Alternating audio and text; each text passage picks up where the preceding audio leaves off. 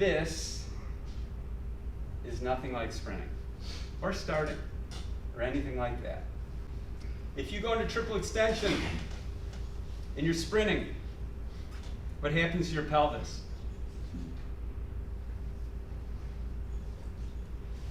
It tilts back. Once I lose my pelvis in this position here, do I have a good chance of recovering that leg to bring it back in time to get that leg in the right place for my next step? I do not. It's probably not going to happen. Physics always wins. Physics always wins. Until they change the rules. They're going to do that pretty soon, I have a feeling, but because everything else is changing. But you can't do it.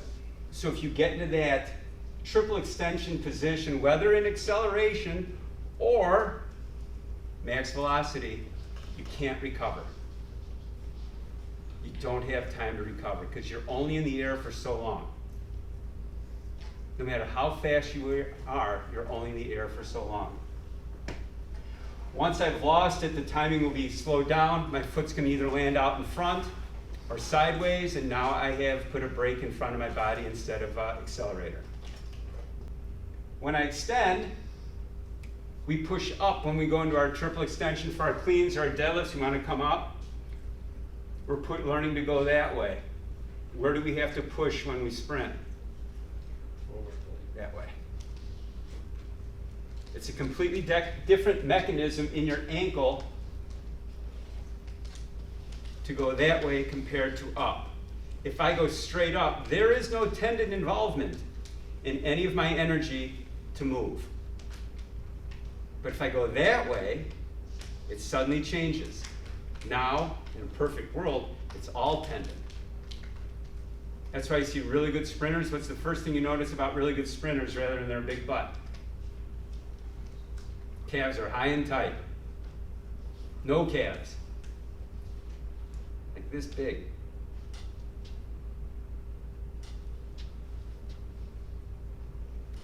And especially with high school athletes, with some college athletes, they just don't have the integrity of their torso to pull the weight.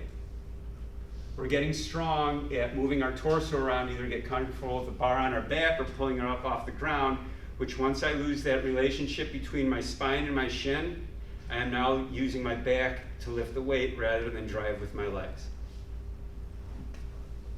It's just physics. It's just physics. Once you lose that relationship, you can't come out of it and drive with your hips anymore. It now becomes a back exercise. See, she's pushing straight up. A lot of times they'll get the super extension here, right? If I'm sprinting and I go here, where am I going now? I'm going backwards. I'm going backwards. Really fast people have incredible integrity throughout their torso, from their neck down to their tailbone, to keep a forward lean. So they can do all this pushing in all these different ways. The more body parts I have go backward every time I take a step, the slower I'm going to go. I'm going to talk more about that here in a second. Kettlebells is a completely marketing thing, a marketing ploy by Dragon Door. You guys remember Pavel Tsatsouline? Come on, the kettlebell guy. Remember, he was Spetsnaz and he was Russian Special Forces and all that, and he had all the books where no matter what you do, kettlebells are the basic of everything. I own them. They make great weights to pick up. Easy handle on them. He's Ukrainian. He's not even Russian. I took the classes. I thought so. That's what the Russians use to Olympic lift, and that's, if you want to get good at Olympic lifting, you got to get good at kettlebells. The Turkish get up. I don't know why I want to exercise getting up. That means you just got your ass kicked. Hopefully I'm a good enough strength coach you're not in that position. So I discount that completely. I fell for it. I got the certifications and all that. And Cal and I were talking about this. How many really fast people do you know that squat 1,000 pounds? None. They barely can walk. So why is that? What are we missing here with the squat? Because remember, squatting came with the San Diego Chargers. When they wanted to get a better football team, they started lifting weights and taking drugs, and that's where the whole thing came from. Right? That's the history of strength training in football. Diminishing rate of force.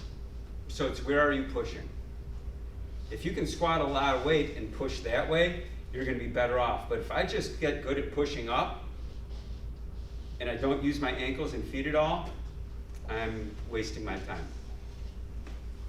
You get into this kind of stuff, get way out wide and get your knees out. You're going to kind of like sit down into it and come up here. That's great for powerlifting.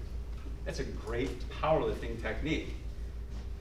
But you don't get a better lane or an extra 5 yards if you can squat more. Right? I was at one track meet where we wanted to do that, and I said, no, that's stupid. Why are we going to do that? So this is the best that I've come to see in triple extension. She still holds the high school record for the 100-meter dash. She's a freak. She ran, I think she ran 10:98 in high school. She's about 5'1" and she is jacked. In fact, her mom said when she was born that she came out with a six-pack. So genetically, she had it. She had it. But she has incredible core integrity, so when she pushes, everything moves forward. She's probably the best technical starter I've ever seen in person. Like I said, she's a freak. She went to Florida and they ran her into the ground and broke her. And she's never done anything since. But that is all one piece here. From this, she gets an incredible amount of height, which means she has more time to drive that leg into the ground. Plyometrics, I'm not a fan.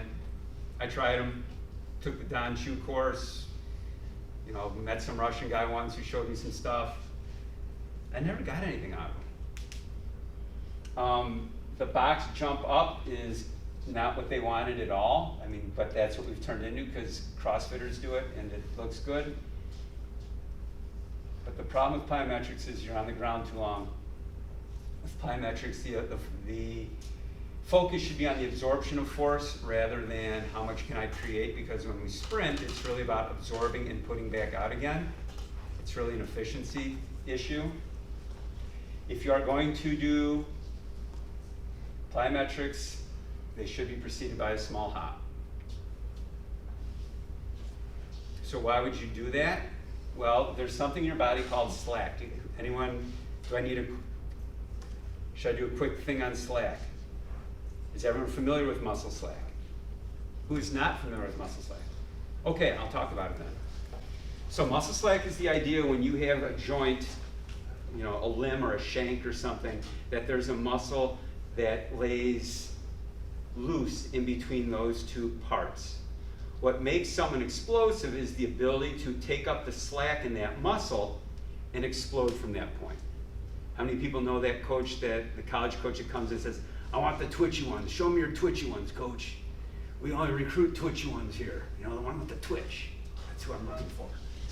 They twitch because they deal with slack really well. In fact, there are some people that believe that the limiting factor in an athlete is their ability to deal with slack, which is really your ability to gather and go.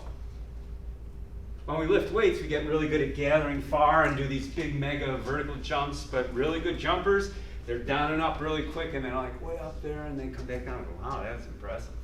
That's a good jump.